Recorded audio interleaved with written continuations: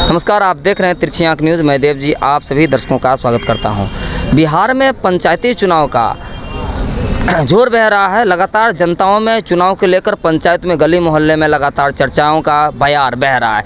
वहीं जिला परिषद क्षेत्र के भी जो भी उम्मीदवार है, जिस भी क्षेत्र के उम्मीदवार हो, उसमें भी लगातार उम्मीदवार अपने क्षेत्र में जनताओं के साथ जनसंवाद में अभियान में लगे हुए हैं। इसी क्रम में हम जिला परिषद क्षेत्र संख्या 5 के हमारे भावी उम्मीदवार जी हैं योगेंद्र जी, जो लगातार जनताओं में एक अलग तरह का संवाद करते नज़र आ रहे हैं। आपको बता दें कि किसी लंबी अवधि से ये जनताओं में लगातार बने हुए हैं, जनसेवा में पड़े हुए हैं, जन सरोकार से जुड़े हुए हैं। लगातार ऐसी ऐसी अवस्थाओं में जनता के पास जाते हैं ताकि जनता इनसे आश्वस्त होते हैं। इसी क्रम में इनसे हम बातचीत करने के लिए अभी यहाँ उपस्थित हैं और हम इनसे जानेंगे कि नामांकन के बाद लगातार जनताओं में जा रहे हैं, जनताओं का कितना संभावित जो समर्थन है इनको मिल पा रहा है और जनता से कितना ओतप्रोत है, उनका क्या विचारधारा, आइए सीधे जानते हैं। सबसे पहले तिरछी आंख न्यूज़ चैनल में स्वागत है योगेंद्र जी आपका।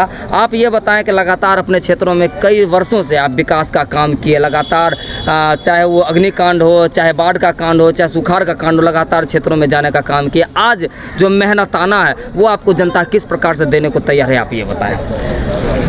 पहला नंबर तो जान लीजिए, जनता मुझे 5 साल के लिए निर्वाचित चुने। हमने 5 साल जनता के बीच में रूबहू कार्य किए, चाहे वो कार्य के क्षेत्र में वो इंदिरा आवास हो, चापाकल के योजना हो, रोड गली नली हो, या तमाम जनता मालिक को मान सम्मान की बात हो, उसमें हम कहीं पाछे नहीं रहे हैं। इसलिए मुझे जनता आश्वस्त कर दिया है कि आप आवें और फिर मुझे मौका देने का वो काम करेंगे। देखिए, खास करके आपका जो जिला परिषद क्षेत्र संख्या 5 का जो भी पंचायत है, उस पंचायत में जनताओं का ये संवाद आ रहा है कि जो भी क्षेत्र के हमारे प्रतिनिधि थे, खास करके आपका नाम आ रहा है, योगेंद्र बाबू थे, रात में अगर हम 2 बजे बुलाते हैं तो वो 1 बजे ही हाजिर हो जाते थे। इस पर क्या कहना है? तो चूँकि रात में कभी कार देखा गया है आपको क्षेत्रों में घूमते हुए, ये बताएं आप, जनताओं का ये कहना है, ये बताएं। देखिए भाई, क्यों नहीं जाएंगे 12 बजे, क्यों नहीं 1 बजे जाएंगे? उन्होंने हमको सुनने के इसलिए काम किया है कि जनता को हमने सेवक के रूप में सेवा किए हैं और मुझ पर विश्वास है और हमको विश्वास जनता पर है। इसलिए मैं 100 समय जब फ़ोन करते हैं, जब कोई घटना दुर्घटना होता है तो मैं 100 समय पहुंच जाने का काम करता हूं। कई बार देखा गया है कि खास करके जो महादलित की जो महिला की टीमें हैं, खास करके बुजुर्ग महिला हैं, वो लगातार आपके घर पे आने जाने का काम करते हैं। कभी कभी ऐसी स्थितियां में उनके घर भी जाने का काम करते हैं। महिलाओं का किस प्रकार से समर्थन मिल रहा है, विचारधारा मिल रही है, ये बताएँ आप। महिलाओं हमारा देवी के रूप में, माँ के रूप में है। उन्होंने हम पर काफ़ी विश्वास करते हैं।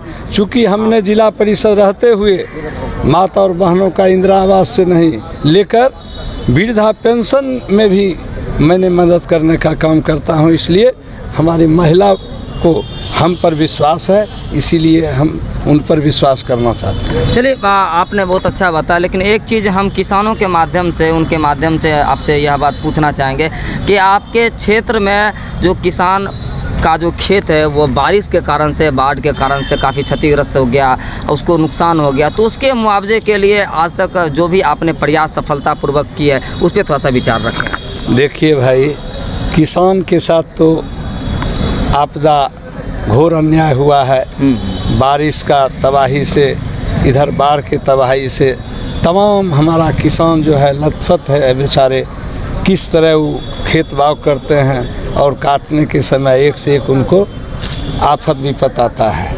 लेकिन हमने कई बार जिलाधिकारी महोदय से आग्रह किए, सरकार को भी लिखने का काम किए और इन पर विचार किया जा रहा है। जी, इस बार हाल ही में आपदा विभाग के मंत्री भी मदन सैनी आए हुए थे। इन्होंने स्पष्ट बोला कि किसान की जो भी फसल का नुकसान हुआ इसके प्रकार से सरकार भी पहल कर रही है, लेकिन यहाँ पर जो भी धरातल पर जो प्रतिनिधि काम करते हैं उनको सही रिपोर्ट और साक्षी रिपोर्ट देने की आवश्यकता है। इस पर क्या कहना चाहेंगे? कुछ इस तरह का भी अलग अलग संवाद। हम तो माननीय मंत्री जी से बात किए, किसान पर जब उन्होंने वक्तव्य दिए तो हम अपना लेटर पेड पर लिखकर किसानों के बारे में, खगड़िया जिला के किसानों के बारे में हमने दिए थे और कहे कि सर इसको सर्वे अच्छे अफसर से करा के इनको मुआवजा देने का काम करें। अच्छा, एक चीज़ आपको हम ये जानना चाहेंगे, आप चूँकि लगातार क्षेत्रों में बने रहते हैं, आज किसान चौपाल जो जिला स्तरीय टीम जो गठित होकर के जिला में जो एक कार्य योजना बनाई जाती है, किसान चौपाल लगाया जाता है। कल ही 2-3 दिन पहले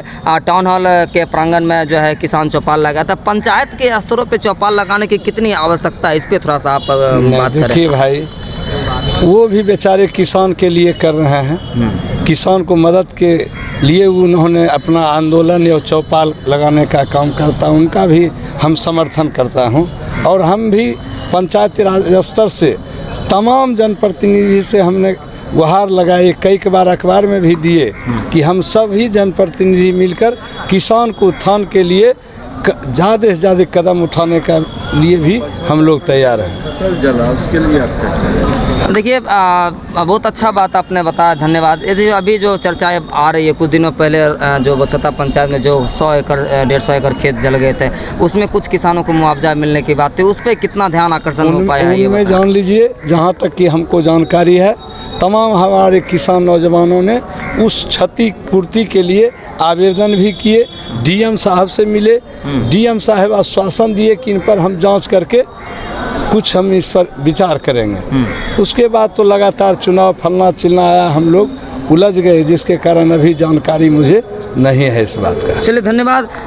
और भी विशेष मुद्दे पर हम अन्य समयों में चर्चा करेंगे, वार्तालाप करेंगे। फिलहाल अन्य प्रतिनिधि के साथ भी हम इस चुनाव की चर्चा करेंगे। फिलहाल इस प्रकार से नए पंचायती की ओर, नए क्षेत्रों की ओर हम दौरा करेंगे। इस प्रकार से चुनाव का एक रणनीति कार्य योजना लगातार तैयार रहेगा और बने रहेंगे। तिरछी आंख न्यूज़